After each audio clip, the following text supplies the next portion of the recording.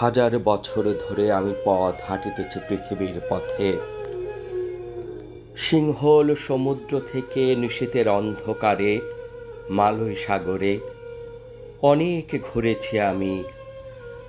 বিম্বিসার অশোকের ধূসর জগতে সেখানে ছিলাম আমি।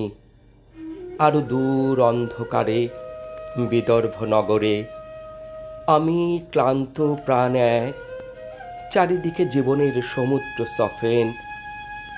আমারে দুদণ্ড শান্তি দিয়েছিল নাটোরের বনলতা সেন। চুল তার কবেকার অন্ধকার বিদিশার নিশা, মুখ তার শ্রাবস্তির কারুকার্য।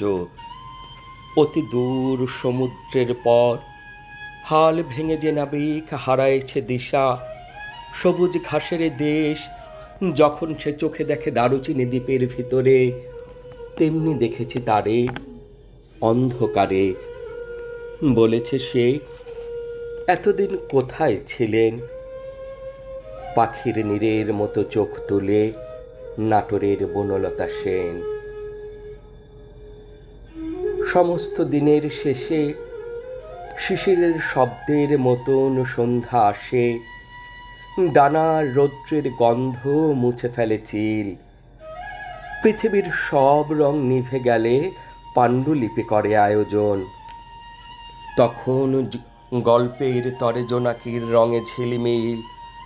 সব পাখি ঘরে আসে, সব নদী ফুরায়ে জীবনের সব লেনদেন।